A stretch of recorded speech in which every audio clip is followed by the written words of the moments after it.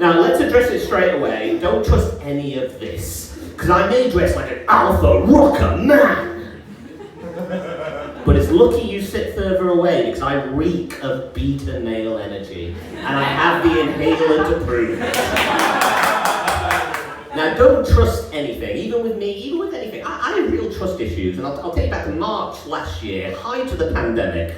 I was walking through Bradford, masked up to the nines, trying to work out what would be the worst outcome for me, dying of the COVID virus, or taking part in the 20th Zoom quiz of the week, in which I swear to God my friends had run out of ideas and played a game called Owl or Now.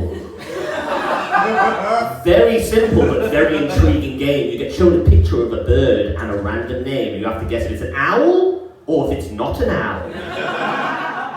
Now. Needless to say, that game was made by my white friends.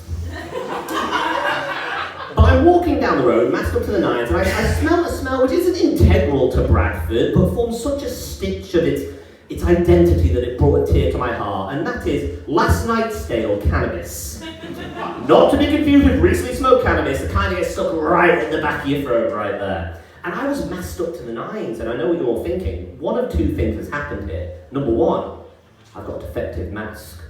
Or two, Bradford cannabis is so potent that you're more likely to ingest it than the COVID-19 virus.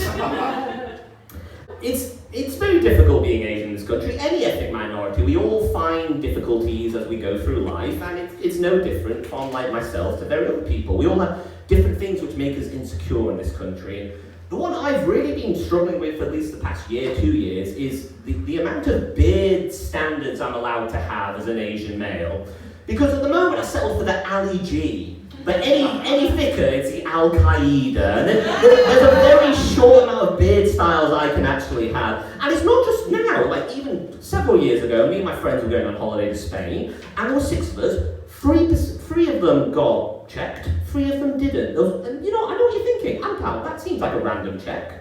50% checked, 50% not. It makes sense, there's a line right down there. But what if I told you that Oliver, Megan and Peter were here, and Amapal, Aslan and Taib were on this other side? I wonder which side saw the wrong end of a plastic glove. I'm proud to be British, I'm proud to live in this country, I've settled a life here, I'm in a loveless marriage, or so she tells me. And we've hit that stage now where we argue about nothing and everything, it's the only thing that lets us feel. And me and my wife came into an argument about this club, because she went, the selling point of this bar, the fantastic reason you go there, is they have free crackers upon the bar. Now, I've seen enough documentaries involving fecal matter and piss juice to know that you shouldn't trust nuts or crisps that are left on the bar. So I just looked at her and went, that's disgusting. And she doubled down. She was not having this. She went, no, you don't understand. The thing with Willow is, it is a club at night, but during the day, it's a Chinese all-you-can-eat buffet. Well, that's fucking disgusting. Because not only do I have to put up with post-drink pissy hands, I've also got the lunch rush I have to deal with as well.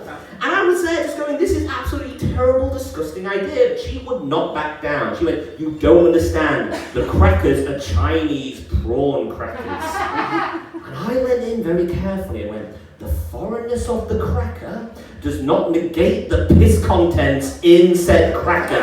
If anything, it's more absorbent than the standard cracker.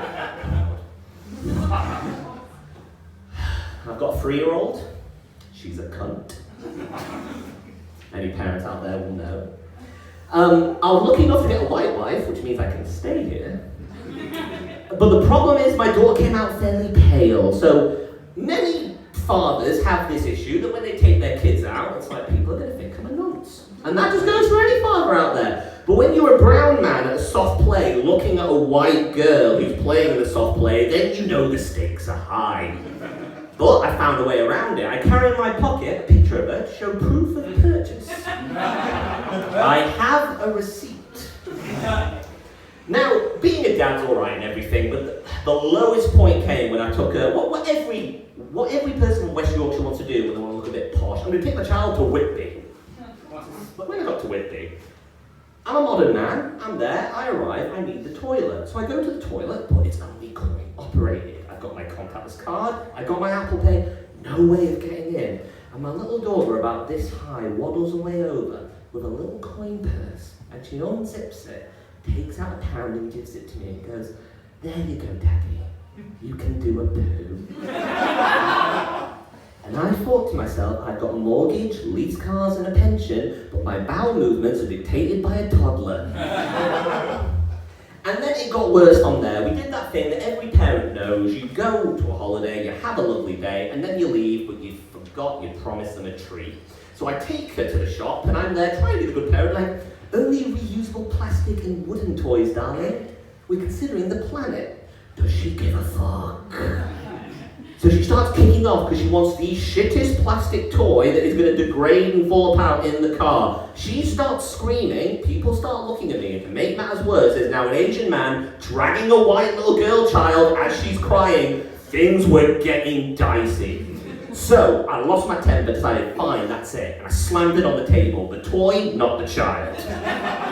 And I paid for it, and as I took her out, her tears dried up magically. And through gritted teeth, I looked at her and went, "You teared up, didn't you? Not going to count."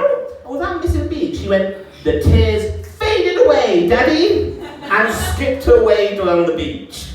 Because I didn't give birth to a child, I gave birth to a drag queen, who, due to her pale complexion, will be able to have any fucking beard that she wants.